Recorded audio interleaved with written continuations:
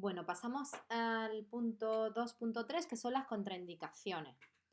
Después de todo lo estudiado anteriormente, podemos deducir, y bueno, más con el vademecum que habéis realizado, que los contrastes son medicamentos en los que podemos tener varias contraindicaciones y determinadas situaciones clínicas lo van a contraindicar. Por eso es tan importante la anamnesis, la entrevista previa al paciente. Nunca administraremos medios de contraste con yodo, lógicamente a pacientes con antecedentes de alergia al yodo. Porque está, sobre todo cuando la administración va a ser endovenosa, les podría llevar a una situación fatal de reacción anafiláctica. Por eso es tan importante pues, tener el carro de paradas al lado y todos los medicamentos que se utilicen para una reacción alérgica. Tampoco podríamos realizar estudios en pacientes, o sea, con yodo en pacientes que presentan problemas de hipertiroidismo, pues podemos desencadenar una crisis tirotóxica. No administrar contraste yodado iónico de elevada osmolaridad en pacientes con problemas en su función renal. Antes de la administración se comprobará esta. Por eso hablaba en otro vídeo que había que dejarlo de elevada osmolaridad para pacientes que no tuvieran problemas renales. Y luego, pues también aunque tenga el paciente una función renal normal, pues podemos retirar antes del tratamiento con el contraste los medicamentos que tengan un potencial riesgo nefrotóxico. También están contraindicados en pacientes que utilizan la metformina, antidiabético oral, ya que producen un cierto grado de insuficiencia renal transitoria que retrasa la excreción de la metformina. Esta excreción de la metformina provocaría una acumulación y produciría acidosis láctica severa, que si tenéis interés por saber lo que es, podéis buscarlo en internet. Y esta acidosis láctica a veces puede ser mortal, que es uno de los efectos secundarios que tiene la metformina. Un fármaco súper extendido que se utiliza mucho, pero bueno, en determinadas ocasiones y sobre todo pues muchas veces por interacción con otro medicamento, en este caso el contraste, puede producir esta acidosis láctica severa.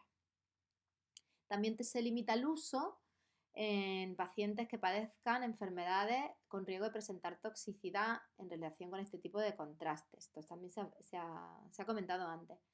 Cuando tenemos pacientes con caída del filtrado glomerular, con diabetes mellitus, con hipertensión arterial, colagenopatía, mieloma múltiple, policitemia, consumo de fármacos con potencial nefrotoxicidad, por lo que hemos explicado antes.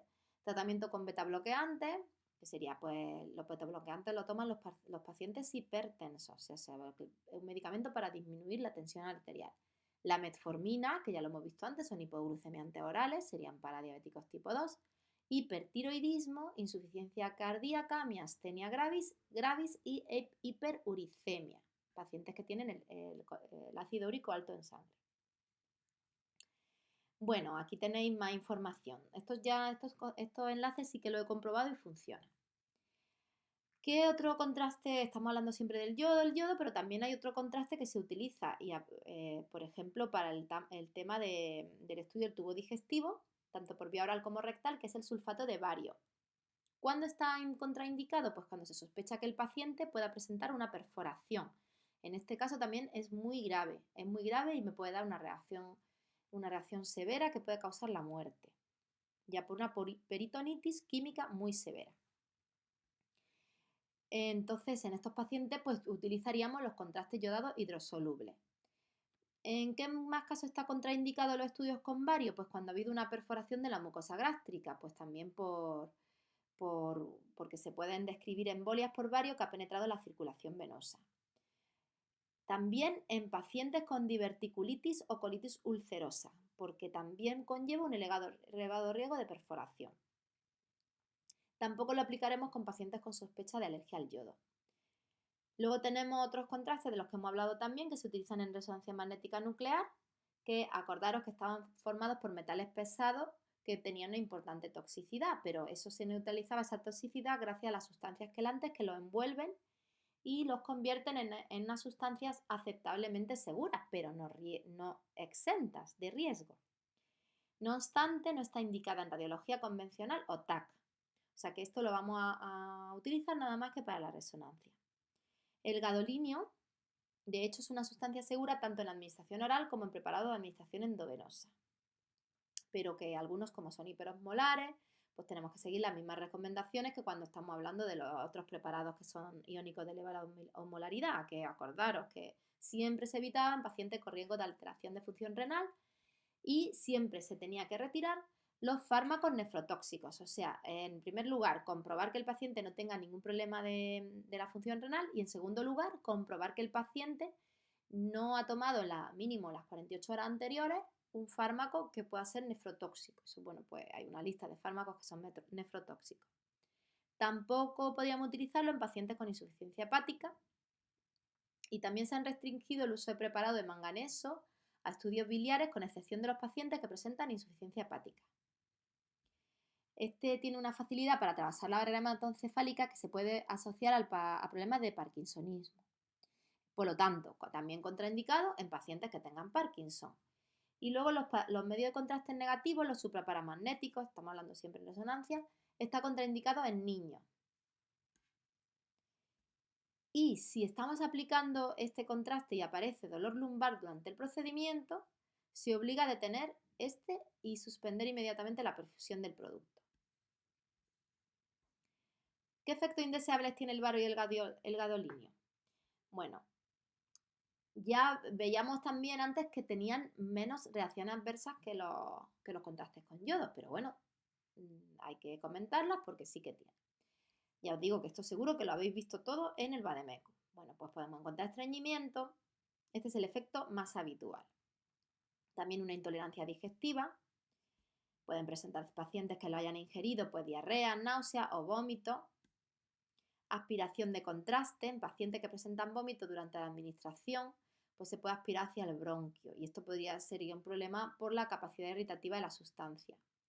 Entonces se han visto importantes reacciones fibrosas y granulomatosas tras el paso accidental al pleural o el mediastino. O sea, es muy importante que si detectamos que el paciente vomita, suspender inmediatamente la aplicación.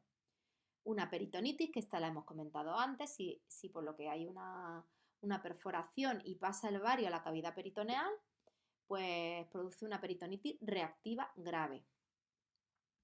Y además se puede observar en el peritoneo, precipitando la aparición de reacciones de toxicidad. Puede producir arritmia grave y shock. También la alergia al bario, que se han descrito, aunque es más frecuente la del yodo, pero también se puede haber alergia al bario. Por lo tanto, si en la anamnesis detectamos que el paciente tiene alergia al yodo o presenta alergia a lo que hemos comentado antes, a látex, alimentos, medicamentos, hay que tener precaución. Bueno, una administración endovenosa accidental, pues si se administra endovenosa, si por ejemplo estos son despistes que son fatales, pero bueno, a veces ha ocurrido que el DUE o la persona responsable de aplicar el contraste se ha equivocado de vía y entonces pues si está preparada para la vía oral, pues con la osmolaridad determinada o todo lo que está, pues su antisepsia o su esterilidad o lo que sea, y se aplica en otra vía que no es la adecuada, pues puede producir pues, casos fatales. Alergias también en los que se utiliza para resonancia magnética también tienen efectos indeseables, por ejemplo, alergia al gadolinio, efectos indeseables inespecíficos leves, por ejemplo, sofocos, cefalea, náusea, parestesias, ¿no? Que a lo mejor pues, se pierde un poco la sensibilidad de algún miembro, insuficiencia renal, dermopatía fibrosante nefrogénica. Esto es un aumento de tejido conectivo en la piel que puede llegar a limitar el movimiento de articulaciones. Esto también es muy raro, ¿no? Son casos muy raros. Y esto puede afectar además al órgano interno y también puede ser fatal. Y lo que hemos dicho antes, el parkinsonismo, porque es capaz de atravesar la barrera hematoencefálica. Bueno, aquí podemos ver una reacción alérgica tras la administración de un contraste. Bueno, los contrastes para la ecografía que vamos a utilizar, en unos contrastes para ecografía basados en microesferas rellenas de gas presentan efectos indeseables raramente y de forma leve y transitoria. Puede ser hemólisis y agregación plaquetaria, complejos ventriculares prematuros. Bueno, esto aquí se ve un electro en donde se aprecian dos complejos prematuros ventriculares. Los contrastes yodados son junto al sulfato de bario los más utilizados en radiología. Entonces, bueno, pues aunque el yodo se ha ido mejorando su seguridad, es con diferencia el que tiene más reacciones adversas. Reacciones locales también pueden ocurrir, pues una extravasación en el punto de inyección, una flebitis química, una dermatitis de contacto y la cialoadenitis química. Eso es cuando aplicamos la cialografía. Y luego, pues con el tiempo y además aparecen a la hora de administrar el contraste o dentro de las primeras semanas, pues puede aparecer nefrotoxicidad, neurotoxicidad, cardiotoxicidad e hipertiroidismo.